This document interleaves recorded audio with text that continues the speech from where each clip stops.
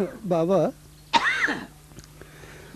आपका सारा प्रतिपादन ही अस्तित्व मूलक है।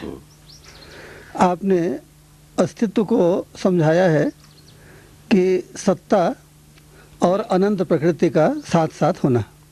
सत्ता में, हाँ, सत्ता में अनंत प्रकृति साथ साथ है, इस तरह से अस्तित्व सर्वस्व है, ऐसा आपने प्रतिपादित किया है। हम लोग जैसा देखते हैं कि एक वस्तु यहाँ पे रखी हुई है, तो यहाँ पर कोई दूसरी चीज़ नहीं है। आपने सत्ता को जो पारगामी कहा कि जहाँ खाली जगह है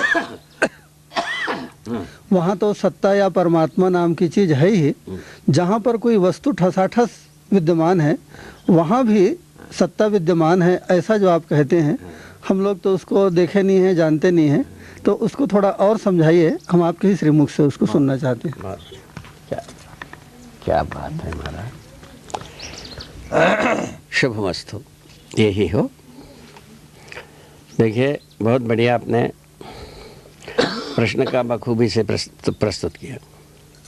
यह स्वागत ही है, हृदयंगम करने योग्य है, स्पष्ट होने योग्य है। ये तीनों बातों से हम सहमत हैं। तो इसमें एक बहुत ही मूल बात यही है, व्यापक वस्तु हमको बहुत जल्दी समझ में आता है। सब जगह में एक सा विद्यमान वस्तु हमको समझ में आता है, जिसको हम खाली जगह कहें, शून्य कहें, ब्रह्म कहें, व्यापक कहें, कुछ भी कहते रहो जी। ये वस्तु है।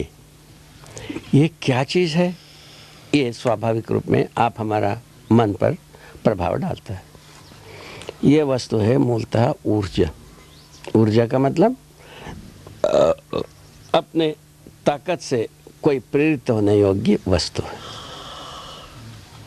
यह स्वयं वस्तु है, ऐसा वस्तु है, इसमें जो कुछ भी इसमें है, ये सब इससे प्रेरित होने योग्य वस्तु है। उसका प्रमाण वस्तु की क्रियाशीलता के साथ प्रमाणित किया। प्रेरित होना कैसा हुआ भाई? क्या ऊपर से धक्का मारता है क्या? हाँ, ये सवाल है। ये सवाल है। तो अभी हम गाड़ी को स्टार्ट करने के लिए धक्का देते हैं, तब स्टार्ट हो जाता है। धक्का देता है क्या? ऐसा सोचा गया। तो पहले ऐसे भी लोग सोचे, पहले कोई एक धक्का खाया, एक शुरू हो गया, एक उसके बाद उसके बलबूते पर दूसरा एक शुरू हो गया, धक्के से शुरू हो गया, या धक्का मक्की से ही सब शुरू हुआ, ऐसा भी कहा गया है। ऐसा प्रस्तुत किया। तो क्या इसको हमने परिशीलन किया, ये इसमें कोई धक्का देने वाली वस्तु है क्या? इसको हमने ऐसा पहचाना, इसमें तरंग दबाव दोनों नहीं है जी। तरंग ना हो, दबाव ना हो, धक्का देने की बात आती नहीं है। जैसा हमारे अनुभव से एकदम उल्टी बात है। उल्टी बात हो गई नहीं है। जे तरंग होना चाहिए, दबाव होना चाहिए, तभी धक्का वाला बात आ सकती है। धक्के वाली बात आने के वहाँ जड़े नहीं है, तो धक्का क्या लाओगे? अब क्या किया जाए? उसके बाद सोचा का वस्तु तो प्रेरित ही है, ऊर्जित ही है, क्रियाशील ही है, ये तो प्रमाणे रखा है ना? ये सर्वत्र एक सा विद्यमान है ही है, ये भी प्रमाण रखा है।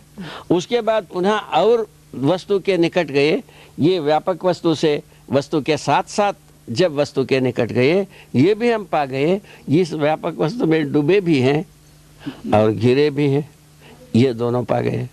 ये आपको भी समझ में आता है, मुझको भी समझ में आता है।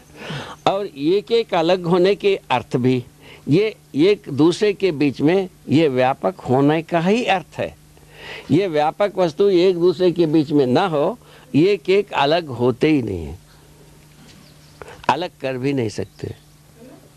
ये बीच में ये व्यापक वस्तु है, इसीलिए एक एक अलग भी होता है, एक एक जुड़ता भी है।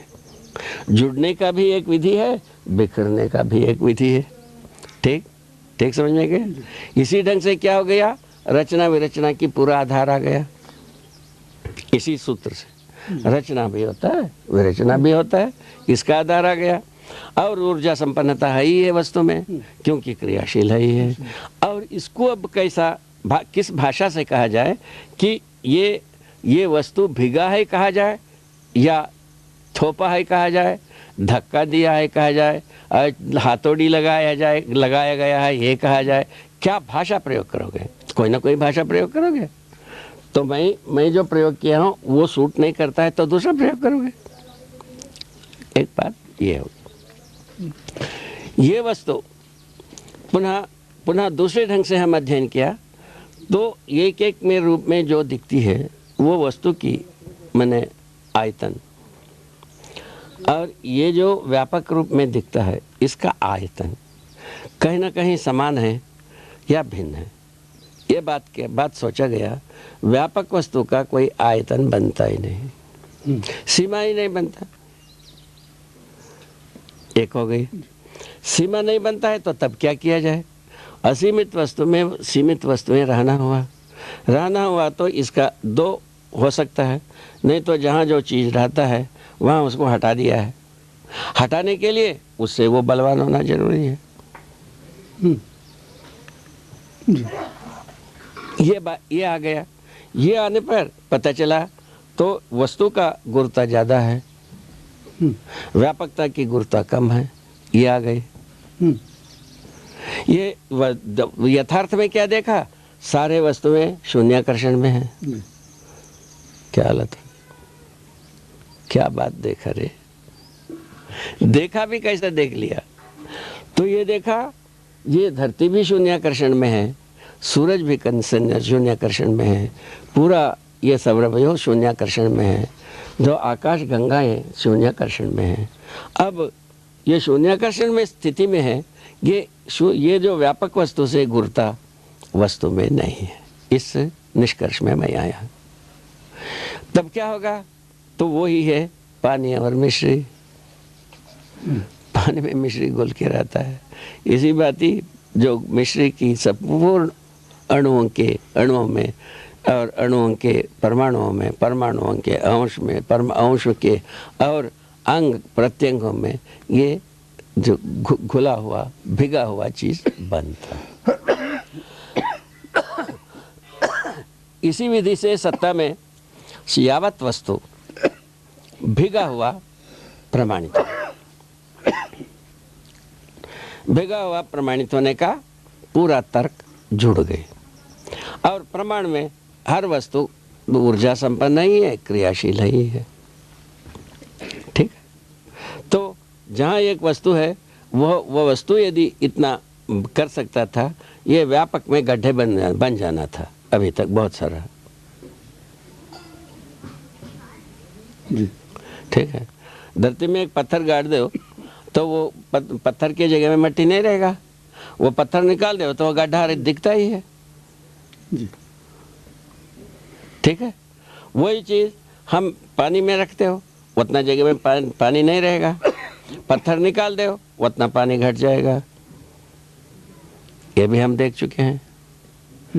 एक गिलास में एक कंकड़ डाल दो, जितना लंबी चौड़ी कंकड़ हो, वो गिलास भरा हो, उतना जितना लंबा चौड़ी एक कंकड़ है उतना पानी उससे बह जाएगा। ये हम देखा है, हमने समझा है। ठीक है ना। ये जो व्यापक वस्तु में कहीं गड्ढा होता है, ना घटता है ना बढ़ता है। तो ऐसे इसी में सभी वस्तु में शून्याकर्षण में है। इन दो मैंने इससे प्रमाणों से हमको पता लगता है ये सब क्रियाशील है। इन तीनों कारणों से हमको पता लगता है हर वस्तु सत्ता में भीगा है। भीगा रहना स्वयं इस सिद्धांत का प्रतिपादन है। सत्ता पारगामी है। पारगामी नहीं होता तो काहे के लिए भीगना बनता है भाई?